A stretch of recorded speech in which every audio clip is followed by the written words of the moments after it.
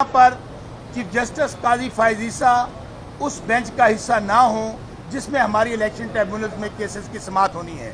उसकी वजह आप ये देखिए कि हमारा बल्ले वाला केस था, हमारा इंट्रा पार्टी वाला इलेक्शन वाला केस था, आरओज का केस था,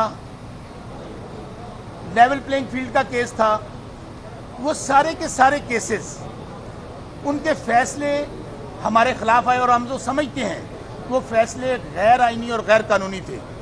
अभी जो 8 फरवरी वाला केस है, जो पाकिस्तान की तारीख का सबसे बड़ी धांधली हुई है, जिसके नतीजे में 2/3 मेजॉरिटी मिली थी 8 फरवरी को इमरान खान को और तहरीक इंसाफ को, हमारा वो केस पड़ा हुआ है चीफ जस्टिस काजी फैज़ ईसा साहब के पास 4-5 महीने से।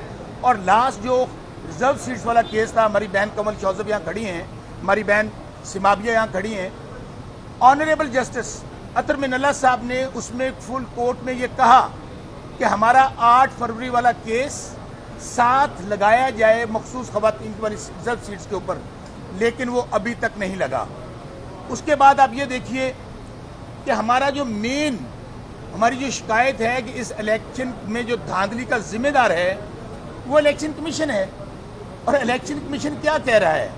इलेक्शन कमीशन चैलेंज कर रहा है चीफ जस्टिस हाई कोर्ट को। वो कह रहा है हम नहीं मानते, जो नाम आपने दिए हैं हम उनको ओन नहीं करते। और उन्होंने chief justice Lahore high court के भेजे हुए 4 नाम उन्होंने रिजेक्ट कर दिए। इसका मतलब है कि इलेक्शन कमीशन जो है वो अदलिया से बड़ा इदारा है, अदलिया से वो उसको सुपरसीड कर रहा है। सो हमारा मौक़िफ़ बड़ा आईनी और आईनी और कानूनी है। और जब एक पार्टी को, जो हम फिर कह रहे हैं कि इस वक्त 25 करोड़ का केस है, ये कौम की अमानत है, ये वोट इमरान खान को दिया और उनके सिपाहियों को दिया है, हम उसके लिए हमारा फ़र्ज़ बनता है कि खून के आखिरी कतरे तक हम उसकी हिफाजत के लिए सुप्रीम कोर्ट आए और जहाँ जहाँ जाना पड़े जाएँ। आपको याद होगा कि लास्ट डेट पर हमारे तमाम MNAs MPAs ने कुरान पाक पे आपके सामने हल्फ दिया था कि हम लोग फॉर्म 45 के मुताबिक जीते हुए हैं। आज हो क्या रहा है? उनसे फॉर्म 45 मांगे जाते हैं। वो बजाय इसके, कमल शौजब मेरी बहन है, मेरा बहावलपुर हमारा इकट्ठा बेंच है, कल वहाँ पे केस था, उन्होंने फॉर्म 45 पेश करने की बजाय भाग गए और जज साहब ने उनको 20,000 रुपये जुर्माना किया।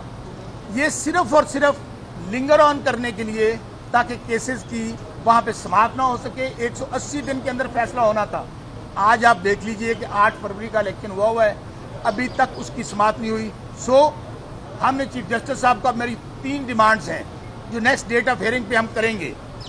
एक तो ये पब्लिक इंपॉर्टेंस का केस, इससे बड़ा और क्या हो सकता है, जिसमें 25 करोड़ अवाम का इंटरेस्ट है कि इस केस को लाइव दिखाया जाए, नंबर 1।